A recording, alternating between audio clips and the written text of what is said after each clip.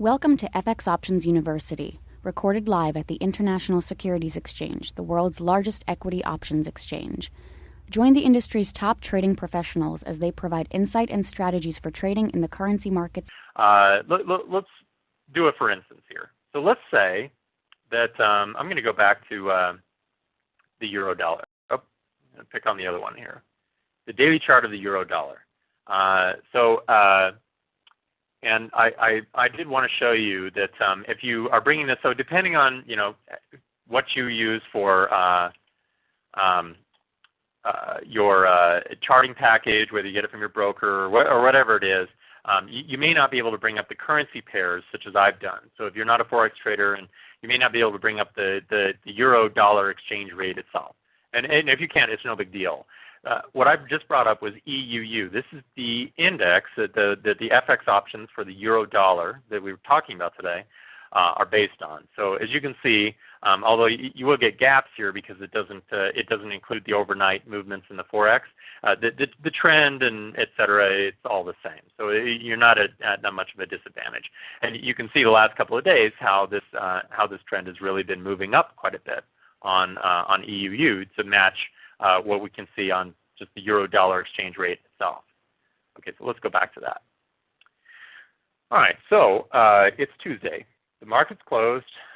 We have an opportunity tomorrow to kind of evaluate and see what's going on. And as we pay attention to what's happening in the market tomorrow, let's just assume that everything comes out tomorrow very neutral. The traders are relatively balanced, and we don't ultimately get a whole lot of movement in the Forex. So we're essentially at the same price that we are right now in the markets. We're approaching the close, and we want to get ready for taking a potential opportunity to profit from a potential surprise Thursday morning, because we may or may not know. Now, Forex traders usually start trading the news by trying to jump in and out really quick as the announcement actually happens. And so for those of you who have been Forex traders, you know the problems with that. Will your dealer actually fill your order? When will they fill your order? Will they honor your stop loss? It goes on and on and on. So trying to execute the trade during the market volatility is very difficult. Trying to predict it in advance is also difficult for the reasons I suggested in our webinar. We can get whipped out very easily. And we don't want to trade without risk control, so we're in this we're in this real quandary where we want to take advantage of the opportunity, but we also don't want to leave our position unprotected. But if we protect it, we know there's a very high likelihood that we could be right on our analysis, but would be whipped out anyway. So our win-loss ratio starts getting really damaged, which this is problematic for short-term traders. So rather than dealing with that, the alternative we might investigate, and if you're a Forex trader, I would suggest put it to the test. Paper trade this a few times. It won't cost you anything. And you'll get a feel for it to say, oh, well, I see how I could use this to increase my odds of walking away with a trade that closed successfy. So here's the for instance. Let's say that, that we were evaluating this today and we were setting up our trade. So I would look at, it is a hypothetical example, all right, not a recommendation. So I would buy to open the EUU calls, and let's say I were looking at something that was maybe out of the money slightly. So instead of the 130s, which would be exactly at the money, maybe I'm looking at something that's a little bit out of the money. So we'll say the 132 calls. Whoops, 132 calls. And right now, I checked prices before I got online, and it may have moved a little bit since the market closed, but it was around $1, so or $100 per contract, and this expires in October.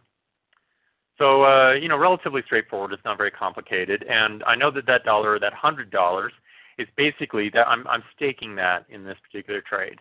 So now, when I'm talking about time value, all of this $1 is all time value. So this is the darker side of trading options, is that you have to deal with that. And if the market doesn't move anywhere, I'm going to take a hit. So I will wind up having lost a little bit of money because time value will have melted and volatility would have come out of the market. And if the market declines a bit, that'll also hurt me. So I still have risk, obviously. But if the trade works out, it's almost as though I put in a limit order to get long with you could kind of think about it as if I were using a 100 pip stop. So I would probably want to be anticipating that I have some pretty decent upside in order to justify this particular trade. But if the move happens, it's big enough, and it happens in the short enough term, then just as the two case studies that I used both on YUK a minute ago, and then on the dollar yen, as well as the example that we looked at on EUU on the euro dollar, the return definitely justified the amount of risk.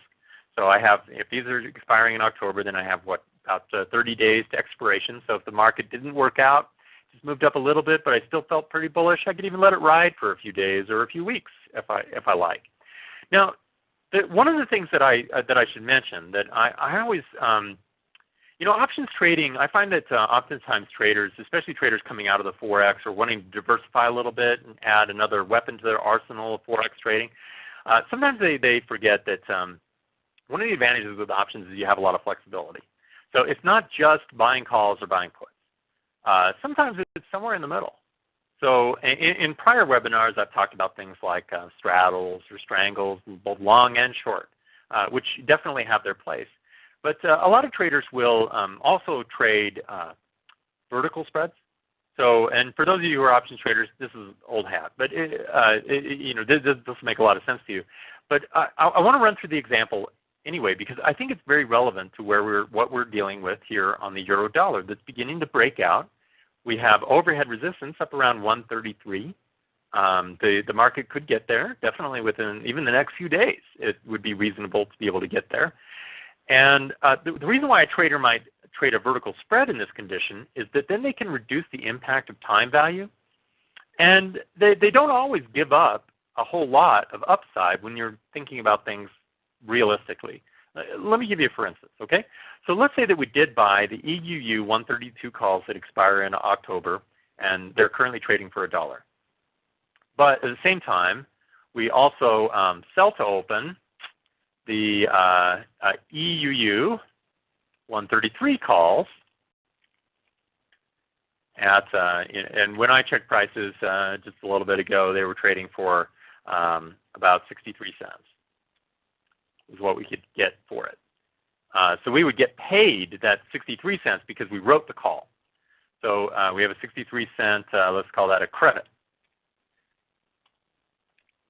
Okay. So when we net those two out, what have I really invested? Well, I've invested about 37 cents. So if the market breaks out and if it closes above 133 by expiration, so if the move happens, we get things work out and we start to see prices up above 133. Even if it just hit prices above 133 by the time we hit expiration in October, then this trade will be worth about $1. And if we invested 37 cents, then that gets us really close to about a 200% gain. And a trader may evaluate this kind of a strategy, turning an outright long call position into a vertical spread, because you don't have to post margin for it per se. Your broker is going to require you to post the debit for it.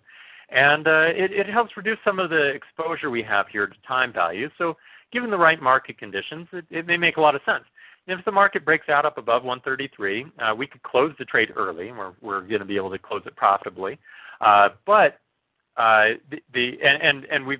we've gotten to a point where break even is a lot easier to get to. So because we've absorbed so much time value, if the market winds up just kind of meandering up there, we're likely to the trader who bought the debit spread could be in a much better position than the trader who just bought the call option itself.